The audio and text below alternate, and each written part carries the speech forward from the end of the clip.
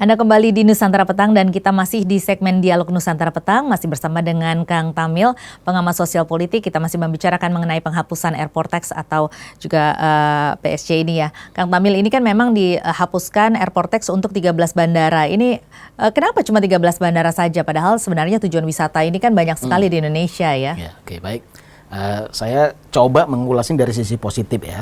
Jadi artinya mungkin dalam hal ini Kementerian Perhubungan itu mempunyai kajian bahwasannya 13 bandara inilah yang merupakan bandara-bandara dengan jalur transportasi terpadat, ya kan? Sehingga itu membuat mereka melakukan kebijakan tersebut. Tapi kembali lagi saya mau katakan, 13 bandara tersebut yang kemudian airport tax di sana itu ditanggulangi pemerintah, seberapa besar masyarakat tahu akan hal ini? Kan begitu. Satu, kita tahu hari ini masyarakat itu saya bisa katakan mungkin di atas 80% itu membeli tiket itu langsung dengan cara online ya, menggunakan smartphone mereka. Di sana tentu mereka tidak akan kemudian memperhatikan range harga yang kita bilang tadi antara puluhan ribu sampai 100 ribuan tadi. Makanya saya bilang kalau mau dikatakan kebijakan tentang penanggulangan airport tax ini berhasil, nanti dulu. Kan begitu. Kenapa? Karena masyarakat, saya yakin masyarakat belum tentu sadar bahwasannya tiket yang dia beli itu sudah dikurangi beban airport tax-nya. Kan gitu. Makanya saya bilang, kembali lagi kita kepada paradigma awal, pemerintah lebih baik fokus kepada apa? Kepada kebijakan-kebijakan yang menyelesaikan masalah. Kalau kemudian ada klaim-klaim yang kemudian untuk meningkatkan popularitas daripada sektor-sektor pemerintah, bahwasannya kebijakan-kebijakan painkiller ini berhasil, saya kira jangan kemudian intrik-intrik ini dilakukan hanya untuk sekedar mengejar-ngejar popularitas, gitu. Kenapa? Karena di balik hari ini tingginya pengguna maskapai penerbangan di dalam era liburan panjang ini, perlu kita kritisi, jangan-jangan masyarakat sudah mulai tidak percaya tentang adanya virus COVID-19. Ini saya katakan kenapa? Ini saya katakan, kita sama-sama tahu dari diksi-diksi pemerintah mengatakan apa?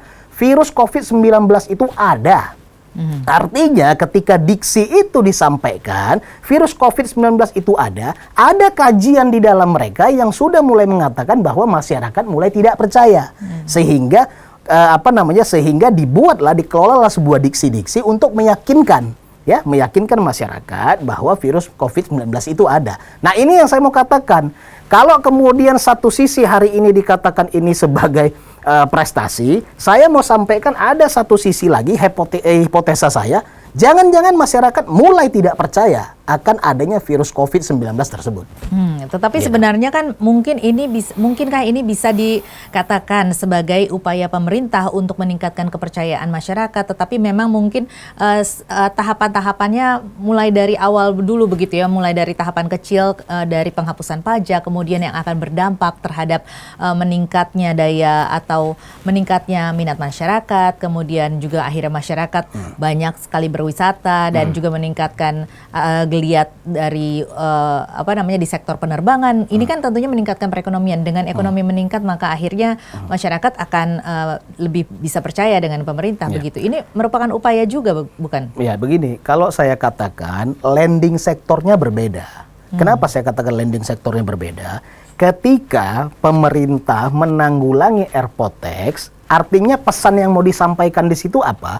Pesan yang mau disampaikan di situ, pemerintah mendukung menggeliatnya, pemerintah mendukung menggeliatnya bisnis penerbangan dan kemudian mendukung menggeliatnya bisnis-bisnis pariwisata di masa liburan panjang ini di era COVID-19. Tapi kebijakan itu tidak kemudian serta-merta fokus kepada meyakinkan masyarakat bahwasannya bandara dan pesawat itu bukan menjadi klaster penyebaran COVID. Kalau pemerintah kemudian ingin titik fokus poinnya adalah meyakinkan masyarakat bahwasannya bandara dan pesawat ini bukan merupakan klaster penyebaran COVID, tanpa perlu ada kebijakan embel-embel tadi, kebijakan yang shoot to the point yang sejak awal sudah digaungkan oleh Menteri Budi Karya, itu yang akan terus digaungkan. Makanya saya kira begini, untuk mengejar satu satuan waktu, diterapkanlah kebijakan painkiller ini sehingga menggeliatkan ini secara instan. Gitu loh, ya kan? Menggeliatkan ini secara instan. Nah, ini secara kritis saya mau sampaikan apa? Ini adalah pola-pola menutupi kesalahan daripada kegagalan sosialisasi yang awal. Makanya balik lagi saya katakan, permasalahan pemerintahan hari ini adalah apa? Tidak mampunya pihak pemerintah itu mengelola komunikasi publik, mengelola informasi publik dengan baik. Kalau begitu apa yang harus dilakukan saat ini untuk bisa kembali memperbaiki kesalahan-kesalahan yang ada? Saya kira pemerintah fokus kepada apa? Kepada sektor-sektor tertentu. Kita tahu ya, sektor pariwisata, kemudian sektor maskapai penerbangan ini salah satu yang terpuruk. Yeah. Poinnya ketika pemerintah dalam hal ini Kementerian Perhubungan ya itu membuat satu informasi-informasi di mana informasi-informasi tersebut dapat meyakinkan masyarakat dia akan bebas terpapar dari COVID-19 ketika masuk ke bandara, ketika dia pergi menggunakan pesawat, ini adalah hal yang positif bagi mereka. Serta-merta ini akan membuat kepercayaan publik itu kembali. Kemudian apa? Kemudian tinggal ditambah.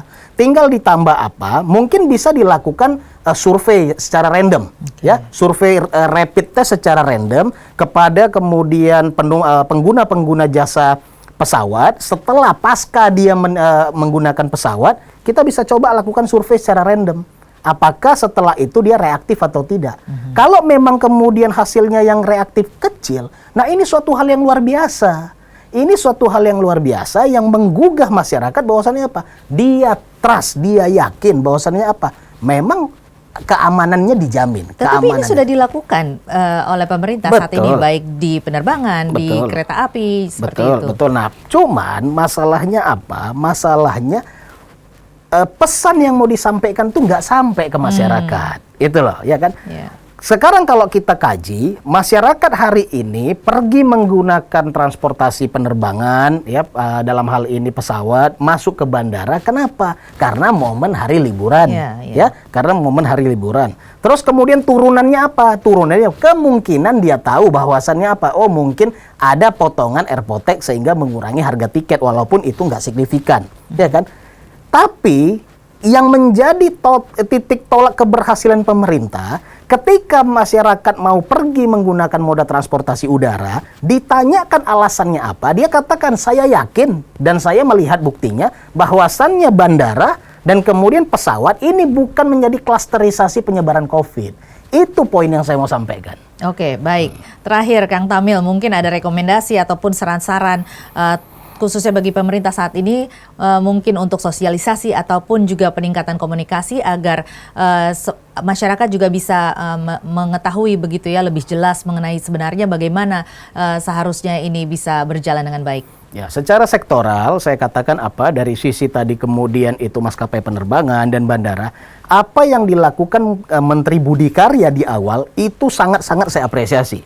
Karena apa? Menurut saya itulah memang solusi yang tepat. Tinggal itu yang terus dikembangkan, itu yang kemudian harus terus dimasifkan. Itu secara sektoral. Nah, secara keseluruhan, saya mau sampaikan, pemerintah harus bisa mengembalikan kepercayaan publik.